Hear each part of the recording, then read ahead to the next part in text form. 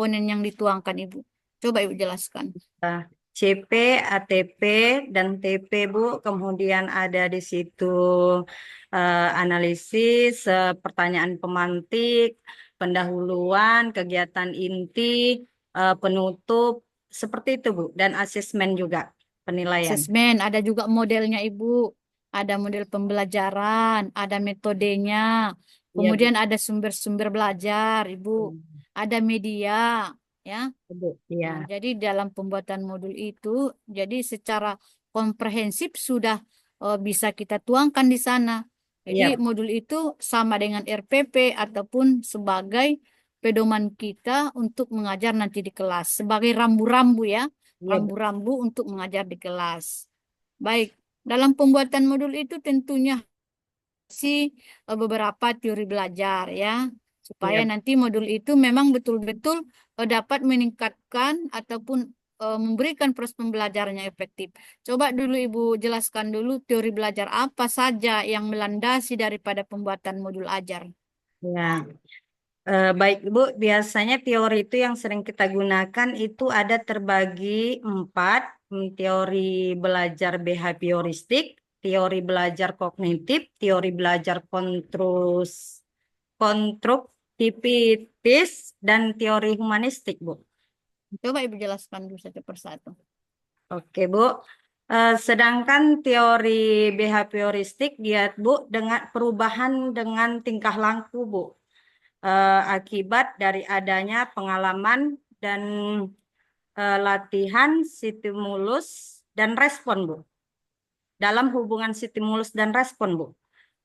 Sedangkan kognitif, Bu, dia lebih mementingkan hasil belajar, dia lebih mementingkan proses belajar daripada hasil belajar, Bu. Dan sedangkan konstruktivistik, Bu, dia itu eh, kebebasan seorang siswa untuk memilih, Bu, atau mencari kebutuhannya sesuai dengan kebutuhan yang dia inginkan. Bisa dia melihat dari teknologi, media, atau sebagainya, Bu. Bukan Sedang, bebas memilih, Bu ya, tapi mampu membangun pengetahuannya. iya, Bu. Harus mampu membangun pengetahuannya, yaitu melalui yaitu kegiatan-kegiatan yang diberikan oleh guru atau pendidik ya. Iya, Bu. Mampu membangun pengetahuannya melalui aktivitas-aktivitas yang diberikan oleh guru Iya, Bu. atau mampu menghubungkan pengetahuan sebelumnya ke pengetahuan yang baru ia dapat melalui kegiatan-kegiatan pembelajaran. Iya, Bu. Oke, silakan Ibu. Ya, sedangkan humanistik dia, Bu, belajar yang bertujuan untuk memanusiakan manusia, Bu. Seperti kita harus belajar dengan siswa itu tanpa dengan memarah-marahi, tapi Ya. mengayomi peserta didik kita dalam pembelajaran agar mudah memahami apa yang kita terangkan, Bu. Iya, berarti memperlakukan siswa ya Iya, dengan Bu. baik atau menghargai siswa sebagai kodratnya sebagai manusia ya. Iya, Oke, Bu. baik. Ya, itu eh, apa namanya teori-teori yang melandasi daripada pembuatan modul sebenarnya masih banyak lagi Ibu. Teori-teori belajar ya, bukan empat saja. Jadi Ibu jangan Iya, Bu. mengklaim Iya, empat Bu. teori saja. Masih banyak lagi teori-teori yang lain ya. Eh, baik. Modul itu juga tentu Ibu sudah menuangkan yang namanya yaitu model pembelajaran. Coba Ibu sebutkan model pembelajaran apa yang Ibu tuangkan dalam modul itu. Eh, Biasanya modul pembelajaran biasanya melalui PBL, Bu, PJBL. Seperti itu, Bu. Ada kalau PBL kita mengkritis supaya anak-anak berkritis dalam kita menyampaikan pembelajaran itu. Dan PJBL itu adalah proyek yang bisa menghasilkan setelah kita mengajari anak didik tersebut dalam materi kita, Bu. Jadi kalau dalam PBL dan PJBL itu apa yang dituntut? Maksudnya konsep-konsep apa yang ditanamkan di dalam kegiatan PJBL, kemudian ada PBL.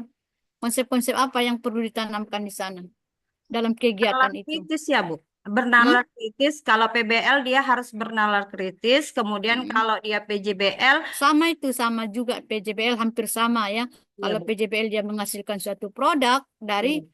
suatu masalah yang sudah di apa ya, yang sudah diselesaikan. Iya, Bu. Tapi kan ada di sana konsep-konsep yang perlu ditanamkan dalam peserta didik itu, dalam pemberian model itu. Konsep-konsep apa, Ibu? Konsep-konsep, lupa saya. Contohnya konsep kerjasama. Kan di Oh sana ya, ada kerjasama, kerjasama, ada diskusi. diskusi. Iya, Bu. Kerjasama, diskusi, dan berkolaborasi dengan Oh, peserta didik yang lain, mengajak peserta didik itu untuk mampu memahami apa yang dicapainya pembelajaran pada hari ini, Bu. ya, selain konsep kerjasama, kolaborasi, konsep apa lagi yang tanamkan? Diskusi, Bu. Hmm? Diskusi. Ya, diskusi itulah kolaborasi kan sama lah itu, Ibu. Iya, Bu. Ada konsep bersosial, saling membantu. Iya, Bu. Saling membantu atau saling memberi ya. Iya, Bu. Karena dalam diskusi itu ada saling mengajari, saling memberi ya. Ada Iya, Bu. konsep sosialnya. Apalagi konsep apa lagi Ibu dalam PBL dan PJBL itu? Hmm, meneliti, Bu. Meneliti Meneliti, hasil belajar menganalisis. yang analisis, Bu. Ada konsep menganalisis atau di sanalah yaitu apa namanya di mana siswa itu mampu berpikir secara kritis ya dalam menganalisis ya. Menganalisis, mengolah informasi, kemudian memberikan suatu apa kesimpulan, memberikan suatu apa namanya ya solusi daripada permasalahan-permasalahan yang sudah diselesaikan tadi. Jadi banyak konsep-konsep yang bisa ditanamkan dalam PJBL, PBL. Jadi Iya, ada sifat kemandiriannya juga, ada sikap tanggung jawabnya, ada sikap kolaborasi ya Ibu, iya, ada Bu. kerjasama, kemudian ada sikap tadi dapat berpikir kritis. Iya, Bu. Oke, baik. Di dalam modul itu tentunya seorang guru juga harus memberikan ataupun menuangkan itu beberapa jenis asesmen. Coba dulu Ibu jelaskan dulu seperti apa bentuk ataupun jenis asesmen yang diberikan, kemudian kapan diberikan ataupun kapan dilaksanakan. Coba Di jelaskan. asesmen terbagi tiga ya, Bu. Asesmen diagnostik, asesmen Bukan diagnostik, diagnostik.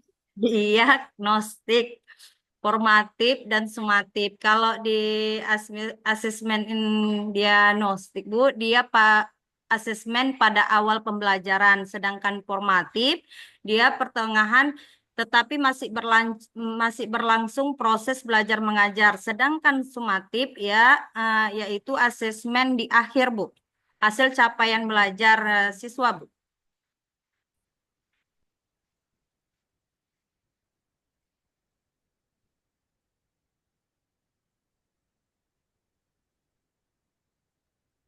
Lanjut Ibu, lanjut. Halo Ibu, Nur Iya, Habibi. iya, Bu. Iya. Asesmen formatif itu dia dilaksanakan, Bu, masih berlangsung pembelajaran, sedangkan sumatif itu di akhir, Bu, Ya, yang saya ketahui, Bu. oke. Jadi dalam pemberian ketiga jenis asesmen itu apa tujuan masing-masing, Ibu? Kalau misalkan diagnostik, asesmen diagnostik tujuannya, kemudian formatif apa tujuan kita memberikan itu, kemudian sumatif apa tujuan kita memberikan asesmen itu. Coba Ibu jelaskan. Kalau diagnostik, Bu, dia untuk mengukur kemampuan siswa pada pada awal pembelajaran. Kemudian formatif, Ya Bu, apa gunanya kita mengukur pengetahuan awalnya, Ibu? Apa gunanya itu? agar kita mengetahui seberapa mampu peserta didik kita dalam mencapai pembelajaran yang telah dilaksanakan, Bu. Dan Yang kemudian telah, lagi, tapi sebelumnya kenapa yang telah Ibu? Tadi Ibu mengatakan asesmen sebelum pembelajaran. Nah, jadi jangan Ibu apa plan. Apa tujuannya? tujuan untuk menganalisis hasil proses belajar, Bu. Dan Untuk mengetahui. Yaitu Oh, pengetahuan awal siswa. Jadi peng- nanti seorang guru itu bisa menghubungkan ke pembelajaran selanjutnya. Jadi kalau kita ya ketahui Bu. bagaimana kemampuan awalnya, berarti kita bisa menyesuaikan itu materi-materi selanjutnya. Jadi misalkan konsep ini yang belum dipahami, sebenarnya bisa kita mengulangnya kembali, Ibu. Ya Bu. Ya. Ya Bu. Misalkan konsep, misalkan kalau dia bidang misalkan agama atau misalkan sholat, mereka belum memahami sebenarnya seperti apa sholat yang benar. Jadi bisa kita mengulanginya, Ibu. Ya, Ya Bu. itulah gunanya kita berikan asesmen awal. Ya. Jadi pengetahuan awal mereka kita ketahui, berarti kita bisa menghubungkan materi-materi selanjutnya. Apakah perlu lagi diulangi, apakah tidak perlu lagi atau langsung dilanjut seperti itu, Ibu. Iya Bu. Hmm. Baik. Kemudian kalau asesmen formatif itu apa manfaatnya, Ibu, atau tujuannya? Kalau formatif itu Bu, yang setelah kita ini Bu, mengetes kemampuan peserta didik tadi Bu, dalam pembelajaran kita Bu. Iya, tujuannya apa, Ibu? Tujuannya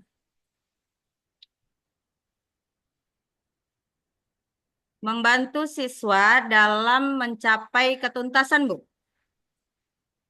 membantu, Membantu yaitu siswa melihat dalam dalam untuk memahami mengetahui atau ya, mencapai ketuntasan dalam proses belajar Bu. iya, untuk mengetahui apakah tujuan pembelajaran sudah tercapai. Ya Bu. Itulah kalau dalam proses itulah namanya formatif ya Bu ya.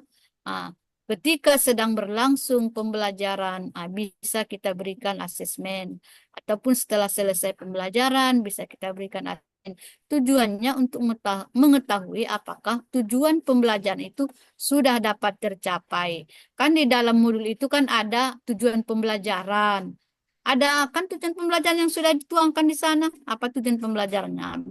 Berarti melalui asesmen itu juga ingin mengetahui apakah tujuan pembelajaran yang kita sampaikan tadi sudah terlaksana dan sudah memang betul-betul itu tercapai oleh peserta didik. Oke, baik. Kemudian kalau sumatif, apa itu tujuannya, Ibu? Kalau sumatif, ya itu Bu, tujuannya adalah menentukan sejauh mana kemampuan siswa dalam proses pembelajaran Bu.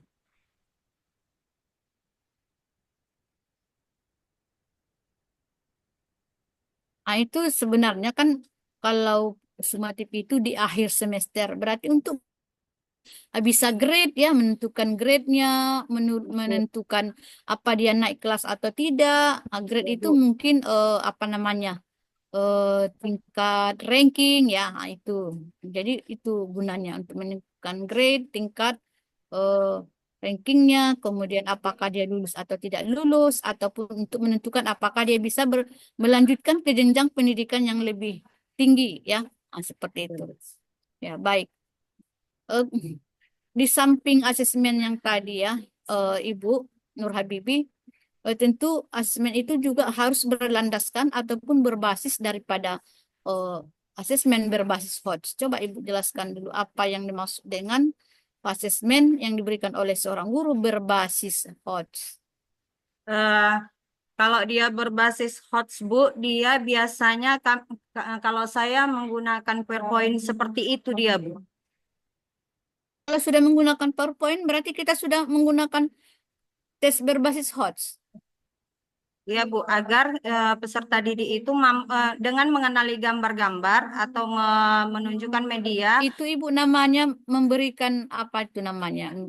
Pembelajaran berbasis teknologi. Berarti bisa kita memberikan misalnya video pembelajaran, memberikan PPT, atau menghadirkan misalnya aplikasi-aplikasi pembelajaran, atau menggunakan game, atau menggunakan misalnya sumber-sumber belajar yang berhubungan dengan e-learning.